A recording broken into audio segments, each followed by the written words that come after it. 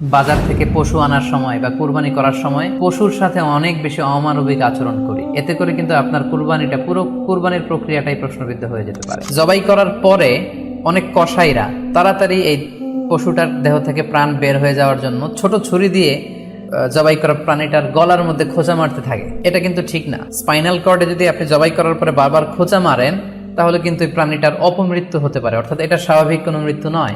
আমাদের বাংলাদেশের অনেক জেলায় আমরা হিন্দু মুসলমান একসাথে থাকি। আমার কাছে নিউজ এসেছে যে অনেক জায়গায় অনেকে হিন্দুদের মন্দিরের সামনে কুরবানির গরু জবাই করে। এটা ঠিক না। যে জবাইয়ের স্থান এবং বর্জ্য কুরবানির পরে এটাকে নিজ দায়িত্বে পরিচ্ছন্ন করুন। এ পর্যায়ে আমরা অল্প কয়েকটি রিমাইন্ডার আপনাদের সাথে শেয়ার করে আজকের আলোচনাটুকু আমরা এখানেই জবনিকা টানবো, এখানে আমরা আলোচনাটি শেষ করবো ইনশাআল্লাহ।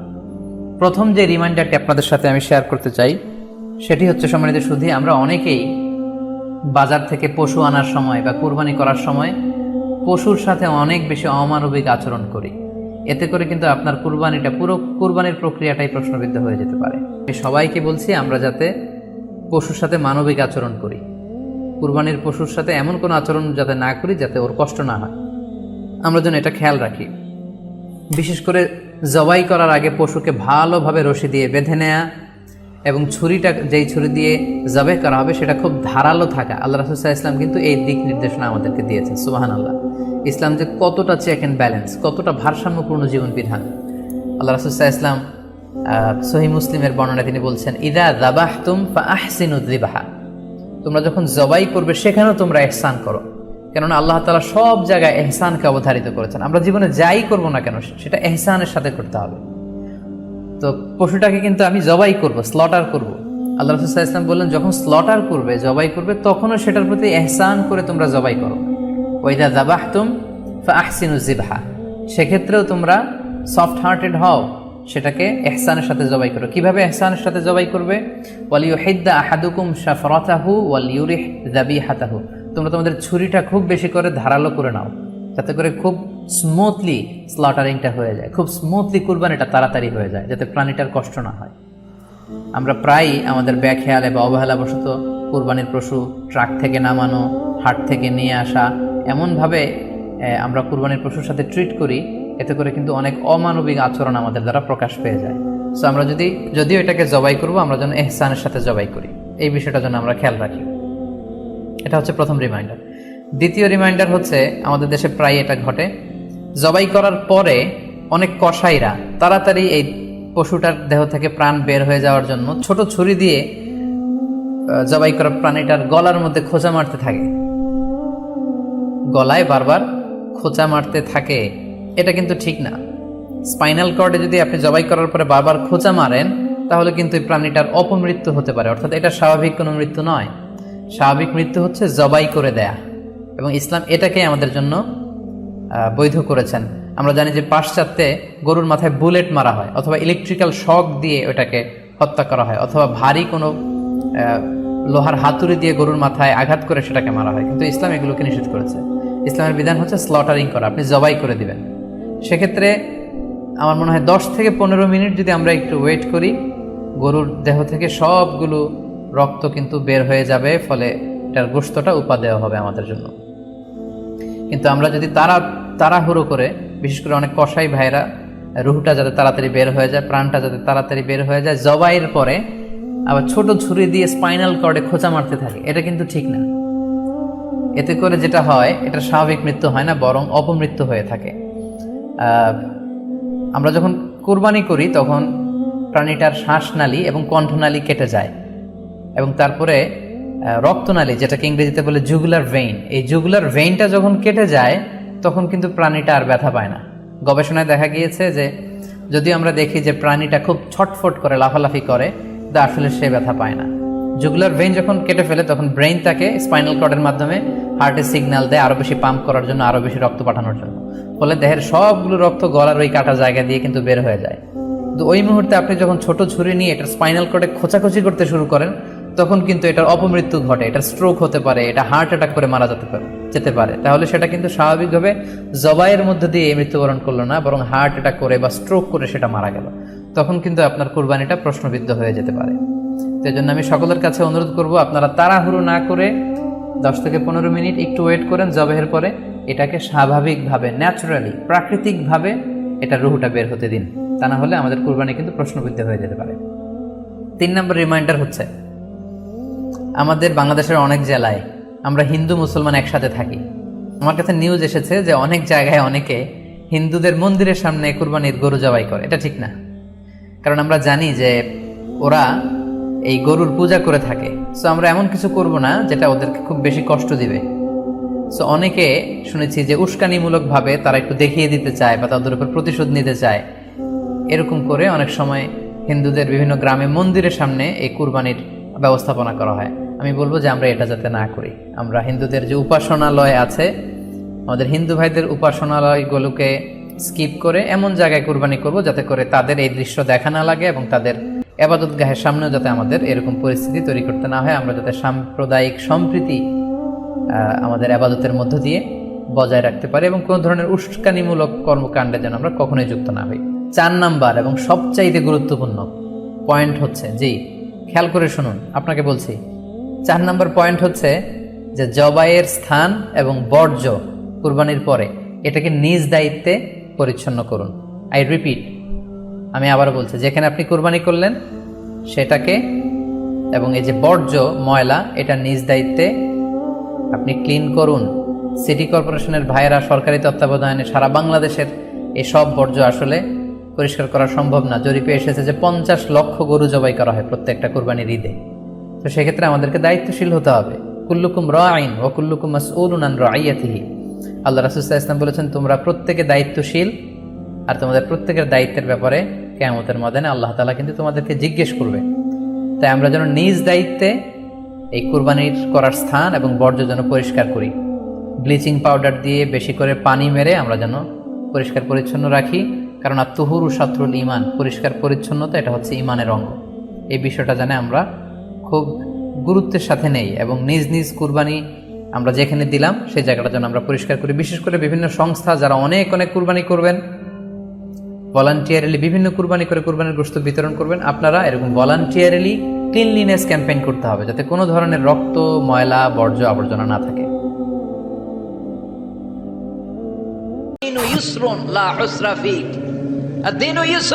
দিন সহজ, এত জনের কাছে যাওয়া লাগবে না। আপনি ওই জেলায় যে ওই মাজারে মানত করা লাগবে না, আপনার সিলেটে যাওয়া লাগবে না, আপনার খানজানাইলের কাছে যাওয়া লাগবে না, আপনার কোথাও যাওয়া লাগবে না। আপনি বাড়ির পাশের মসজিদে পড়ে সেজদা দেন, মুহূর্তে দোয়া কবুল করে নিবে কে?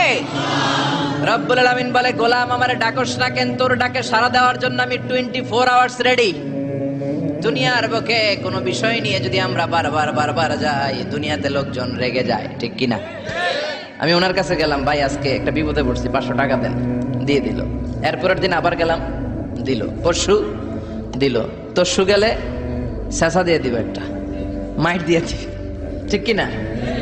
কি পাইছো তুমি? প্রতিদিন 500 টাকা। বারবার কোন একটা ইস্যু নিয়ে কারো কাছে যাওয়া যায় না, এটা লজ্জার বিষয়, ঠিক কিনা? কিন্তু আল্লাহর বিষয়টা উল্টো। সুনানে তিরমিজির বর্ণনা, ইন্নাহু মান লাম ইয়াসআলিল্লাহ ইয়াগদাব আলাইহি, কোন বান্দা যদি কোনো বিষয় নিয়ে, কোনো ব্যাপার নিয়ে আল্লাহর কাছে বারবার না যায়, আল্লাহ তার উপর রেগে যায়। এজন্য আল্লাহর কাছে বারবার চাওয়ার দরকার আছে না নাই? আপনার মনের জ্বালা যন্ত্রণা পূরণ করে দিতে পারে কে?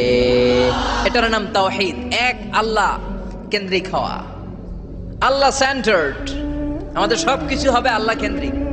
বিপদে আপদে যে কোনো পরিস্থিতিতে সবার আগে কার কাছে যাব? আছে। আমরা কেউ আজীবন থাকতে আসি নাই। থাকতে পারবো আজীবন? দাদা চলে গেল, বাবা চলে গেল, মা চলে গেল, মামা চলে গেল, খালু চলে গেল, এরপর আমাদের টনক নড়ে না, তাই না? পাগল পাড়া হয়ে আছে এই পৃথিবীর জন্য। মরতে যে হবে এটা ভাববার সময়টুকু আমাদের নেই। আমরা ব্যস্ত আমাদের ক্যারিয়ার নিয়ে, আমাদের লাইফ নিয়ে, আমাদের সমাজ নিয়ে, আমাদের ফ্যামিলি নিয়ে, আমাদের সন্তান আর সম্পদ নিয়ে আমরা super busy. We are leading a very super busy life. We don't have even a single time to think about death. মৃত্যু নিয়ে ভাবার একটা মুহূর্ত আমাদের নাই। কিন্তু পৃথিবীর সবচাইতে সুনিশ্চিত বিষয় হচ্ছে মৃত্যু, ঠিক কিনা? The most certain thing in our life is death. আমাদের জীবনের সবচাইতে সুনিশ্চিত বিষয় হচ্ছে মরণ। মরবই আমরা। And the most uncertain thing in our life is the time of death. আর আমাদের জীবনের সবচেয়ে অনিশ্চিত বিষয় হচ্ছে মৃত্যুর সময়। আমরা জানি না মরবো, যে এটা জানি, জানেন না, কিন্তু কখন মরবো এটা জানি। এই সূরাটা আপনারে এই জিনিসটা জানান দিতে এসেছে যে দুনিয়ার সম্পদ, লোভ, লালসা এগুলো নিয়ে পড়ে থেকো না। এই যে আমাদের ফ্যামিলি, আমাদের বাচ্চা কাচ্চা, আমাদের এত টাকা পয়সার হিসেব, মাস শেষে বাড়ি ভাড়া, গ্যাসের বিল, এইটা সেটা, আপনি কি মনে করছেন যে আপনি চলে গেলে এগুলো থেমে থাকবে? কিছুই থেমে থাকবে না, সব চলবে আগের মতো, থাকবেন না আপনি। এজন্য শাহাদাত ফয়সাল ওনার ফেসবুকে সর্বশেষে লিখে গিয়েছিল, আমি হীন দুনিয়া, মানে এমন দুনিয়া যেটাতে আমি নাই। সব চলে, সকাল গড়িয়ে বিকেল হয়, শীত শেষে গ্রীষ্ম আসে, দিন শেষে রাত নামে, সব চলে, নাই শুধু আমি। চিল্লায় বলেন ঠিক কিনা? তো এজন্য এগুলি একটু ভাবেন। অনেক ব্যস্ত আমরা, এই দুনিয়ার পুরো জীবনটা এটা হচ্ছে লালসাময় একটা জীবন, লোভ, মরিচিকা, মায়াজাল। এই মায়াজালে আমরা আটকে আছি, ফলে মৃত্যুর কথা আমরা ভুলে গিয়েছি। পাগলের মতো ছুটছি, আরো টাকা লাগবে, আরো খ্যাতি লাগবে, আরো যশ লাগবে, আরো দাপট লাগবে আমার। এত টাকা দিয়ে কি হবে? এত সম্পদ দিয়ে কি হবে? এত ব্যস্ততা দিয়ে কি হবে তোমার? স্টপ, থামুন, অনেক হয়েছে, আন্না, থামুন। Take a rest, take a breath, and think about death. Think that you have to go back to your Lord. একটু বসেন না, একটু ভাবেন যে আমাকে চলে যেতে হবে, চলে যেতে হবে। এই কোলাহল, এই ব্যস্ততা, এগুলো থাকবে, থাকবো না আমি। সাইয়েদনা ওমর ফারুক বলেছেন, মুতু ক্বাবলা আন তামুতু, মরার আগে একবার মরো। হাসিবু ক্বাবলা আন তুহাসাবু আলাইকুম, তোমার হিসাব নেওয়ার আগে তুমি একবার নিজের হিসাবটা করো না। কাগজ বের করে একটু লিখো না, কি কি ভালো কাজ করছিলা, যেগুলো দিয়ে নাজাতের ওয়াসিলা হতে পারে, 1 2 3, আর কি কি আকাম কুকাম করছো দেখো না, লিখে দেখো তোমার অবস্থাটা কি। মরার আগে একবার মরো। মরার আগে খাটের মধ্যে শুয়ে শটান করে চোখ বন্ধ করে একবার মরার ভান করে দেখেন কেমন লাগে। চোখটা বন্ধ করেন আর ভাবেন আপনি নাই, কি কি হতে পারে ভাবেন। আপনার ছেলে মেয়েরা কান্না জুড়ে দিবে, আপনার প্রাণের স্ত্রী বিলাপ শুরু করে দিবে, বন্ধু বান্ধবের চিৎকার আর মাতম, স্থানীয় এলাকার মসজিদে ঘোষণা, অমুক এলাকার নিবাসী অমুক ভাই, অমুকের ছেলে অমুক দুনিয়ায় নাই। সব আত্মীয়রা চলে আসবে, ফেসবুকে স্ট্যাটাস দেয়া হবে, সবাই সবাইকে জানাবে বিকাল 4টায় অমুক হাই স্কুল ময়দানে আপনার জানাজা। ছুটে আসবে, সবাই ছুটে আসবে আপনাকে শেষ বিদায় দিতে, গুড বাই জানানোর জন্য, আল ওয়াদা, বিদায় জানাতে আসবে সবাই।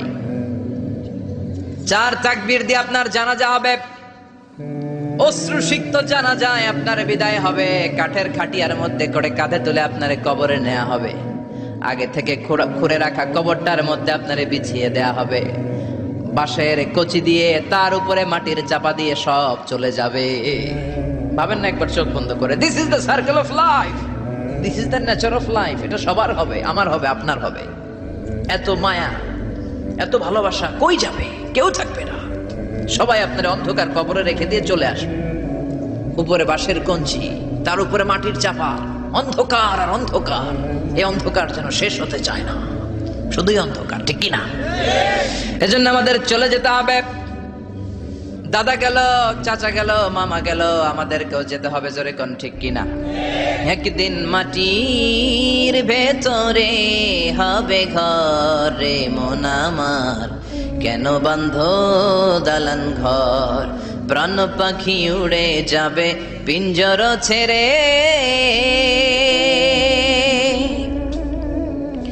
ধরা ধামে সবই রবে তুমি যাবে চলে, বন্ধু বান্ধব যত, মাতা পিতা দ্বারা সুত, সবই হবে তোমার পরে মন আমার, কেন বান্ধ দালান ঘর, একদিন মাটির ভেতরে হবে ঘর রে মন আমার, কেন বান্ধ দালান ঘর, ঠিক কিনা? সব করে থাকবে, চলে যেতে হবে আমাদেরকে। এজন্য আখিরাতের কথা যেন আমাদের স্মরণ হয়। বিশ্বনবী বলতেন, নাহাই তুকুমান জিয়ারাতিল কবুর, আমি তোমাদেরকে কবর জিয়ারত করতে আগে নিষেধ করতাম, কিন্তু এখন নিষেধাজ্ঞা প্রত্যাহার করে নিলাম। এখন সব সময় তোমরা কবরের সামনে যাবা আর জিয়ারত করবা। কবরস্থানে জানতো বড়ুয়া কৃষ্ণপুরের এই গ্রামের কবরস্থান আছে? কোন দিকে? পূর্ব দিকে আছে, গোখরার জলের ওদিকে। যান আপনারা, একটু যাবেন, একটু গেলে আখিরাতের কথাটা স্মরণ হবে। ওখানে ছোট শিশুরা শুয়ে আছে, কিশোর যুবকরা আছে, আপনার মতো তাগড়া যুবক, মুরব্বীরা আছে। এরা এই এলাকায় থাকতো, এরা আকাশ থেকে নেমে আসে না, এই এলাকার সন্তান আজ নাই। একটা সার্টেন পিরিয়ড শেষে আপনিও থাকবেন না। This is the nature of life, this is the circle of life. ছোট্ট শিশু হয়ে এসেছিলেন, শৈশব, কৈশোর, যৌবন, প্রৌঢ়ত্ব। আগে ছিলেন সিঙ্গেল, বিয়ে করে হয়ে গেলেন ডবল। এরপরে আল্লাহ আপনাকে একটা মেয়ে দিল, এরপরে মেয়েকে বিয়ে দিয়ে শ্বশুর হলেন, এরপরে ওই মেয়ের ঘরে সন্তান হতে নানা হলেন। আর কতদিন? অনেক দিন হলো তো, অনেক লম্বা সময় পেয়েছেন আপনি। Think about death. এবার যাওয়ার কথা ভাবেন, আখিরাতের সামানের কথা ভাবেন, ফিরে যেতে হবে। কি শক্তিশালী যুবক, বার্ধক্য চলে আসলে লাঠি ছাড়া চলতে পারে না। কুচকুচে কালো দাড়ি সাদা হয়ে যায়, দাড়ির শুভ্রতা, বয়সের ভার, রং ধরা যৌবন জং ধরে শেষ। ঠিক কিনা? This is the circle of life. যুবক ভাইরা, এটাই জীবন, চলে যেতে হবে, কেউ থাকতে পারবে না। ঠিক কিনা? এটা রিমাইন্ডার আল্লাহ এই সূরার ভেতরে দিয়েছেন যে তোমাদেরকে ফিরে যেতে হবে। এই লোভ লালসা ছেড়ে দাও। রব্বুল আলামিন বলেন, আলহাকুমুত তাকাসুরু হাত্তা যুরতুমুল মাকাবির। ও গোলাম, দুনিয়ার সম্পদ, লোভ লালসা তোদেরকে পাগল বানিয়ে দিয়েছে। এই লোভ পাগলামি কোনোদিন তোদের থামবে না যতদিন না তোরা কবরে ঢুকবি। ঠিক কিনা? কার কথা? আল্লাহ বললেন, দুনিয়ার সম্পদ আর লোভ আর মোহে তোমরা গাফেল হয়ে গিয়েছো। আখিরাতের কথা বেমালুম তোমরা ভুলে গিয়েছো। কিন্তু আখিরাতে তোমাদের যেতেই হবে, কবরের বাড়িতে তোমাদের ঢুকতেই হবে। ঠিক কিনা? যেতেই হবে। আমরা ভুলে যাই। আলহাকুমুত তাকাসুর, অতিরিক্ত পাওয়ার লোভ, বেশি বেশি খাওয়ার লোভ, বেশি বেশি জমানোর লোভ মানুষকে গাফেল বানিয়ে দিয়েছে। এটা মানুষের স্বভাব। আরো চাই, আরো চাই, এই স্বভাবটা আছে না নাই? দেখবেন ছোট বাচ্চারা মসজিদে দোয়া অনুষ্ঠান শেষে জিলাপি দেয় না? বড়ুয়া কৃষ্ণপুর কি দেয়? আগে বাতাসা দিত না, এখন কি দেয়? জিলাপি দেয়, মিষ্টি দেয়। তো মসজিদের 2-3 গেট থেকে যদি দেয়, ছোট বাচ্চারা দেখবেন এদিক দিয়ে কয়েকটা নিয়ে আবার ওই গেটে লাইন ধরে। ওর হাত হলো ছোট হাত, ওর হাত ভর্তি জিলাপি, আর নেওয়ার জায়গা না, এরপর আরেক জায়গায় লাইন ধরছে। আরো লাগবে, আরো লাগবে, এই আরো আরো আরো চাই। এই স্বভাবটাই মানুষকে কুড়ে কুড়ে শেষ করে দিয়েছে। এত লাগবে কেন তোমার? চাহিদার কোনো শেষ নাই। Unlimited demand of human being. যার আছে বেশি তার চাই বেশি। যার সাইকেল আছে তার হুন্ডা চাই, হুন্ডা আছে তো প্রাইভেট কার চাই, প্রাইভেট কার আছে তো প্লেন চাই, প্লেন আছে তো হেলিকপ্টার চাই, হেলিকপ্টার আছে তো ওইটা চাই, ওইটা আছে তো সেটা চাই। ঠিক কিনা? এলাকার মেম্বার যে হয়েছে চেয়ারম্যান হতে চায়, আছে না নাই? চেয়ারম্যান সাহেব এমপি হতে চায়, আছে না নাই? এমপি সাহেব মন্ত্রী হতে চায়, আছে না নাই? মন্ত্রী সাহেব প্রধানমন্ত্রী হতে চায়, আছে না নাই? কিন্তু এই দেশে সুযোগ নাই। কথা কন। এই দেশে প্রধানমন্ত্রী সিলেক্টেড। 2-3 জনের বাইরে কেউ প্রধানমন্ত্রী হইতে পারবি না। ঠিক কিনা? আমার এই জীবনে তো আমি 2-3 জনই দেখলাম। বেগম খালেদা জিয়া, মাননীয় প্রধানমন্ত্রী শেখ হাসিনার ছোট্টবেলা দেখেছি এরশাদকে। আমরা তখন ছোট। তো মানুষের চাহিদার কোনো শেষ নাই। যার আছে বেশি তার চাই বেশি। এজন্য বিষ্ণু বলেছেন, উনজুরু ইলা মান হুয়া আসফালা মিন, তোমার চেয়ে যে খারাপ আছে ওর দিকে তাকাও। ওয়ালা তানজুর মান হুয়া আ'লা মিন, তোমার চেয়ে যে ভালো আছে ওর দিকে তাকায়ও না, তোমার চেয়ে যে খারাপ অবস্থানে আছে ওর দিকে তাকাও। অনেকে নিজের অবস্থান নিয়ে সুখী না, এরকম আছে না নাই? আল্লাহ আমার এটা দিল না রে, ওইটা দিল না রে, পাইলাম না রে, কিচ্ছু হয় না, কি করব জীবনে, হতাশ। আসলে আছে কিন্তু অনেক, কিন্তু শুকরিয়া নাই, টাকা। ঠিক কিনা? নিজের অবস্থান নিয়ে সুখী না, কিন্তু অনেক লোক আছে তারা আপনার অবস্থানে পৌঁছতে চায়। তাদের দিকে তাকিয়ে দেখেন, আপনি যে অবস্থানে আছেন এই অবস্থানে পৌঁছাটা অনেকের কাছে স্বপ্ন। তারা প্রতিনিয়ত সংগ্রাম আর স্ট্রাগল করে যাচ্ছে আপনার অবস্থানে পৌঁছতে, আর আপনি এটা নিয়ে সন্তুষ্ট না। শেখ সাদির নাম শুনেছেন? বালাগাল উলা কাশাফাত দুজা, এই কবিতাটার রচয়িতা, ইরানের বিখ্যাত এক কবি। উনি একবার আর্থিক সমস্যার মধ্যে দিয়ে সময় কাটাচ্ছেন। টাকা নাই, পয়সা নাই, পায়ে দেওয়ার মতো জুতা নাই। উনি খুব দুঃখ পেলেন, হায় রে আমি ইরানের এত বড় কবি, আমার পায়ে দেওয়ার মতো জুতা নাই। দুঃখ ভরা মন নিয়ে রাস্তায় হাঁটতে বেরোলেন। হাঁটতে হাঁটতে হঠাৎ দেখলেন একটা লোক শুয়ে শুয়ে কাঁদছে, ওই লোকটার দুইটা পাই নাই, পাই নাই। উনি সেজদায় পড়ে গেলেন, আল্লাহর কাছে ক্ষমা চাইলেন, আল্লাহ অনেক দিয়েছ, শুকর আলহামদুলিল্লাহ। এজন্য যেই পরিস্থিতিতেই থাকি না কেন আমরা কি পড়বো? জোরে বলেন কি পড়বো? এজন্য আল কানাতু মিনাল ইসলাম, অল্পে তুষ্ট থাকার নাম হলো ইসলাম। সম্পদ লাগবে কিন্তু সম্পদের পাহাড় লাগবে না, ঠিক কি না? অল্প খান, অল্প পড়েন, অল্প জামান, অল্পের ভেতরে বরকত ঢুকাইয়া দিছে কে? দেখবেন যাদের সম্পদ অল্প তারা সুখী বেশি। জরিপে এটা দেখা গিয়েছে, অনেক সার্ভেতে এটা এসেছে, যারা সম্পদশালী এরা দুঃখী বেশি, এদের দুঃখ বেশি, টেনশন বেশি। খুব স্বাভাবিক, টাকা যার বেশি রোগ তার বেশি, টাকা যার বেশি টেনশন তার বেশি, টাকা যার বেশি ঘরে শান্তি তার কম। আছে না নাই? ঘরের ভেতরে অশান্তি, ছেলে কথা শোনে না, ছেলে টানে গাঞ্জা, মেয়ে করে পরকিয়া। আছে না নাই? স্ত্রী কথা শোনে না, ভালোবাসা নাই, ঘরটা জাহান্নামের টুকরা। রোগ বালাই, এক একটা হসপিটাল বিল পরিশোধ করতে মাসে 5 লাখ 10 লাখ। আছে না নাই? কিছু খেতে পারে না, ডাক্তার একেবারে ডায়েট মেনু বেঁধে দিয়েছে। ডায়েট, ভেরি ডায়েট মেনু, এটা এটা এটা এটা কিছুই খাবেন না, শুধু গরু খাবেন না, খাসি খাবেন না, চিংড়ি খাবেন না, খালি ঘাস খাবেন। ইচ্ছে মতো ঘাস খাবেন, মানে ঘাস জাতীয় যত আইটেম আছে সব খাবেন। শাক খাবেন, সবজি খাবেন, সালাদ খাবেন। গরু, চিংড়ি, মুরগি, গোশত, ইলিশ কিছু খেতে পারে না।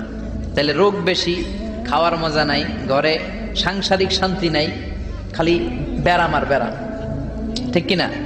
কিন্তু সম্পদের পাহাড় গড়েছে। আর অল্প যারা খায়, অল্প পড়ে, রিক্সাওয়ালা, কুলিওয়ালা, অল্প বেতনের চাকরি, কিন্তু হক হালালি মেনে চলে, দেখবেন শান্তি আছে অনেক। হ্যাঁ, বাসা ভাড়া দেয়, ফ্যামিলি চালায়, বাচ্চাদের স্কুল বিল, এরপরও মাস শেষে 1-2 হাজার টাকা হাতে থেকে যায়। আর ওর প্রতি মাসে 10 কোটি টাকা ইনকাম, তারপরও ব্যাংকের ঋণ আছে না নাই? সুখ কারে বলে? কিভাবে আপনি সুখকে ডিফাইন করবেন? সুখ তো টাকায় কিনা যায় না, শান্তি টাকা দিয়ে হয় না, শান্তি দেওয়ার মালিককে। শান্তি আছে অল্প খেয়ে শুকর করার মধ্যে, শান্তি আছে আলহামদুলিল্লাহর মধ্যে। চিল্লায় বলেন ঠিক কিনা? এজন্য অল্প খাবো, অল্প পড়বো, অল্প জামাবো, অল্পের ভেতরে বরকত দিয়েছে কে? দেখেন ধনী ভাইরা খেতে পারে না, কিন্তু রিক্সাওয়ালার কি সমস্যা হয়? রিক্সাওয়ালারা সব খেতে পারে। কুলিওয়ালা, দিন মজুর, এরা একেবারে স্লিম সুঠাম দেহি, মেদহীন পেট, পেটে কোনো মেদ নাই, ভুড়ি নাই। আর কোটিপতিদের মেদ আছে না নাই? এত বড় বড় পেট, ঠিক কিনা?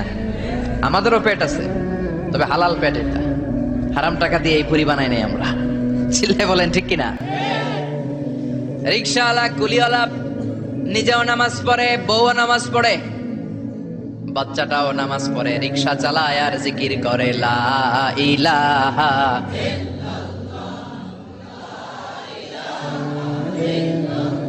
লা ইলাহা ইল্লাল্লাহু মুহাম্মাদুর রাসূলুল্লাহ সাল্লাল্লাহু। সুখ আর শান্তি, তাদের ঘরে সুখ। ধনী কোটিপতি, ভিআইপি, সিআইপিস, এদের রাতে ঘুম নাই। 1 ঘন্টা ঘুমানোর জন্য 4টা ট্যাবলেট খাওয়া লাগে, এরকম আছে না নাই? কিন্তু ঘুমের জন্য যে ট্যাবলেট খাওয়া লাগে রিক্সাওয়ালা এটা জানেই না। ওর যেখানে রাইত ওইখানেই, ওর মাথা বিছনায় লাগতে দেরি, ওর ঘুম আসতে দেরি হয়। ওর ঘুমে নাকের ডাকের আওয়াজে ট্রাকের ইঞ্জিনও ফেল। সুবহানাল্লাহ পড়েন। এজন্য অনেক বেশি সম্পদের পাহাড় করা লাগবে, এই চিন্তা যেন আমাদের মাথায় না আসে। চিল্লায় বলেন ঠিক কিনা?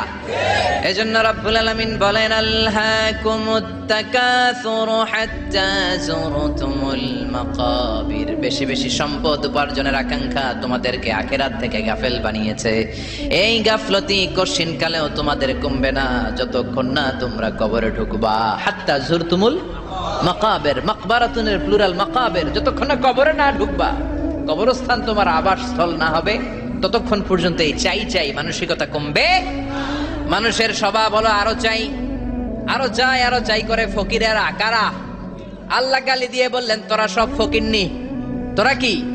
ইয়া আইয়ুহান নাসু আনতুমুল ফুকারাউ ইলাল্লাহ ওয়াল্লাহু হুয়াল গানিয়ুল হামিদ। সুবহানাল্লাহ পড়েন। আল্লাহ ডেকে বললেন গোলাম আনতুমুল ফুকারা ইলাল্লাহ, তোমরা সবাই ফকির, ধনী হলো একজন, তিনি কে? আল্লাহ শুধু ধনী, আর মানুষের স্বভাব হচ্ছে আরো চাই আরো চাই। ওর 2 তলা বিল্ডিং, আমার 3 তলা লাগবে। ওর 2টা গাড়ি আছে, আমার 3টা লাগবে। আছে না নাই? বিশ্বনবী বললেন কিয়ামতের আগ দিয়ে মানুষের মধ্যে আকাঙ্ক্ষায় প্রতিযোগিতা বেড়ে যাবে, প্রতিযোগিতামূলক টেন্ডেন্সি। কার চেয়ে কে বড় হতে পারে, কার চেয়ে কে বেশি টাকার পাহাড় বানাতে পারে। আছে না নাই? বিশ্বনবী বললেন ওয়া আনতারাল হুফাতাল উরাতাল আলাতা রিয়া আশ-শাইয়াতা তাওয়ালুনা ফিল বুনিয়ান। কিয়ামতের আগে এমন কিছু লোক যাদের গায়ে দেওয়ার মতো জামা ছিল না, পায়ে দেওয়ার মতো জুতা ছিল না, পেটে দেওয়ার মতো খাবার ছিল না, সমাজের কেউ তাদেরকে চিনতো না। হঠাৎ করে এই লোকগুলো ধনী হয়ে যাবে। And they will start to construct, they will compete to construct high rises building in the cities. শহরে গ্রামে এরা বড় বড় বিল্ডিং বানানো শুরু করবে। এই উঁচা উঁচা বিল্ডিং আমাদের সমাজে আছে না নাই? কৃষ্ণপুরে 2 তলা 3 তলা বিল্ডিং আছে নি? আছে। আজ থেকে 20 বছর আগে ছিল? আমি তো 20 বছর আগে যখন আসছি কিছুই ছিল না, খালি পানি আর পানি। আর এখন 2 তলা 3 তলার অভাব নেই। গরিপুর পাশে না আপনাদের? এদিকে গরিপুর, গৌরীপুরে যে বিল্ডিং আছে বাংলাদেশেও নাই, ঠিক কি না? সারা বাংলাদেশের সবচেয়ে দামি জায়গা হচ্ছে গৌরীপুর বাজারের জায়গা। জানেন এটা? বসুন্ধরা, গুলশান, বনানী, বাড়িধারা, উত্তরার 3-4 ডবল দাম এই জায়গার, ঠিক কি না? বিল্ডিং এর পর বিল্ডিং। আমি যখন ঢাকা যাই দেখি গৌরীপুর আসতেছে, মানে গৌরীপুরের বিল্ডিং আর শহরগুলো আস্তে আস্তে হাইওয়ের পাশাপাশি চলে আসতেছে। প্রতি বছর আইসা দেখি কিছু আগাইছে, 2-3 বছর পরে এইটা একেবারে হাইওয়ের সাথে চলে আসবে। খেয়াল করছেন? ঢাকা যাওয়ার সময় গৌরীপুর আগাইতেছে, খালি গৌরীপুরের বিল্ডিং, গৌরীপুরের শহর আগাতে আগাতে আগাতে ঢাকা চট্টগ্রাম মহাসড়কের কাছাকাছি চলে আসছে। এই যে বিল্ডিং বানানোর প্রতিযোগিতা, কুমিল্লা শহরে আজ থেকে 20-25 বছর আগে 5 তলা 6 তলা একটা বিল্ডিং ছিল না, এখন 10 তলা 20 তলা। আছে না নাই? ঢাকায় আজ থেকে 20 বছর আগে 10 তলা বিল্ডিং খুঁজে পাইতেন আপনি? নাই। গোটা বিশ্বব্যাপী এখন টাওয়ার বানানোর প্রতিযোগিতা। বিশ্বনবী বললেন এদের কোনো টাকা ছিল না। পৃথিবীর সবচেয়ে বড় টাওয়ার এখন আরব দেশে, এদের কোনো টাকা ছিল না। আরব দেশের সৌদি আরব, কাতার, কুয়েত, বাহরাইন এখন স্বর্ণ আর তেলের খনি পেয়ে আল্লাহরে ভুলে যায়। এদের খাওয়ার মতো কিছু ছিল না। এদেরকে আমার দাদারে শুনতাম বলতো কাবলিওয়ালা বলতো। কি বলতো? এদেশে আসতো জায়নামাজ, তসবিহ ছড়া, খেজুর টেজুর বিক্রি করার জন্য। এরা জেলে পাড়ার লোক ছিল। আরব সাগরের তীরবর্তী এলাকার মানুষ, সাগরের মাছ মেরে এরা জীবন ধারণ করতো। আল্লাহ এদেরকে তেলের খনি দিলেন, গ্যাসের খনি দিলেন, এখন তারা বড় বড় টাওয়ার বানায়। আছে না নাই? বুর্জ আল খলিফা, কি উঁচা বিল্ডিং, 828 মিটার উঁচু। জেদ্দা আছে 1000 মিটার উঁচু কিংডম টাওয়ার। তাইওয়ানে আছে তাইপেডাং টাওয়ার 101 তলা। মালয়েশিয়া আছে পেট্রোনাস টুইন টাওয়ার 88 তলা। চায়নাতে আছে সাংহাই টাওয়ার, একটার পর একটা টাওয়ার।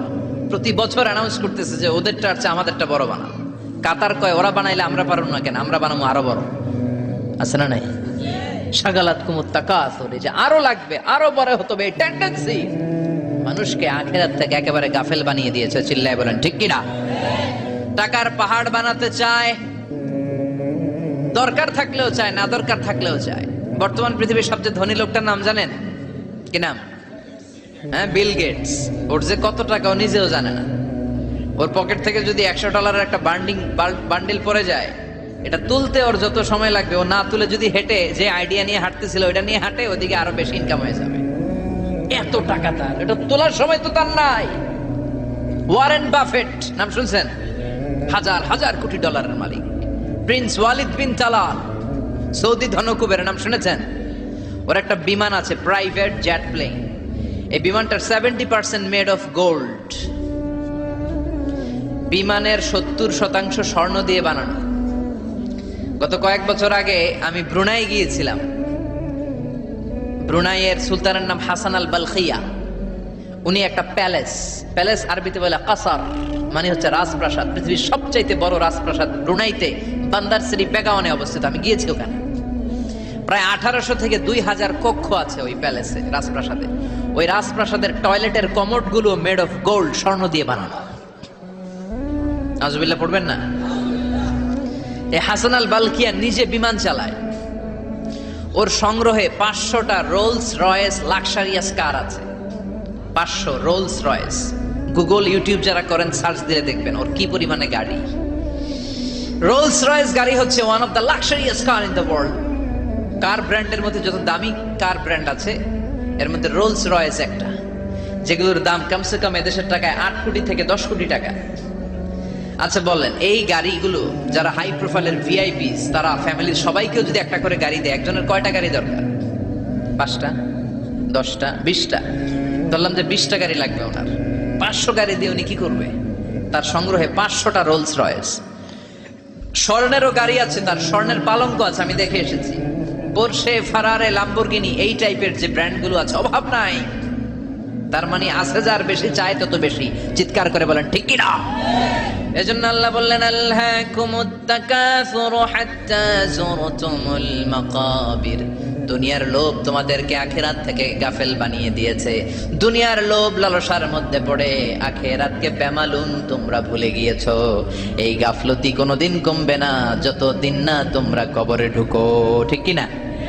সম্পদ উপার্জনে ইসলাম বাধা দেয় না, কিন্তু সম্পদ হৃদয়ে স্থান দেয়া যাবে না। সম্পদ উপার্জন করতে হবে, খরচ করে ফেলতে হবে। বেশি সম্পদশালী হতে হলে আল্লাহর সন্তুষ্টির জন্য যাকাত দিতে হবে। কে দিতে হবে? দে জাকাত তোরা দে রে জাকাত, তোর দিল খুলবে পরে আগে খোলো খাত। দে জাকাত তোরা দে রে জাকাত। ঠিক কিনা? দিল পরে খুলবে, আগে হাত খোলেন। হাত খুললে দেখবেন দিলটারে খুলে দিয়েছে কে? সাইয়েদনা মুসা আলাইহিস সালামের জামানায় ওনার চাচাতো ভাই ছিল মিশরের সবচাইতে বড় ধনী, যাকাত দেয় নাই। তার কি করুণ পরিণতি হয়েছে কোরআনে আছে না নাই? এত সম্পদ ছিল, তার সম্পদগুলো সে সিন্ধুকে আটকে রাখতো। আর এই সিন্ধুকের চাবিগুলো আলগানোর জন্য, কাঁধে নেওয়ার জন্য 10 জন লোক লাগতো। সিন্ধুক কাঁধে নেওয়ার জন্য, সিন্ধুকের চাবির গোছা কাঁধে নেওয়ার জন্য কয়জন? তাহলে কি পরিমাণ সম্পদ ছিল? সাইয়েদনা মুসা বললেন, সম্পদের মালিক তুই হস নাই, আল্লাহ বানাইছে। কারণ বলে, ইন্নামা উতিতুহু আলা ইলমিন ইনদি, আল্লাহ আমারে সম্পদ দেয় নাই, আমি আমার মেধা খাটিয়ে সম্পদ বানিয়েছি। যাকাত আমি দিব না। মুসা বললেন, তাহলে আযাবে পড়বি। কারণ কই পারলে আযাব আনো। আল্লাহ বললেন, ফাখাসাফনা বিহি ওয়া বিদারহিল আরদ। ও মুসা, নিরাপদ দূরত্বে চলে যাও, এখনই ভয়ঙ্কর ভূমিকম্প হবে, আযাব দেব। কারণ সহ কারণের সব সম্পদ আমি জমিনের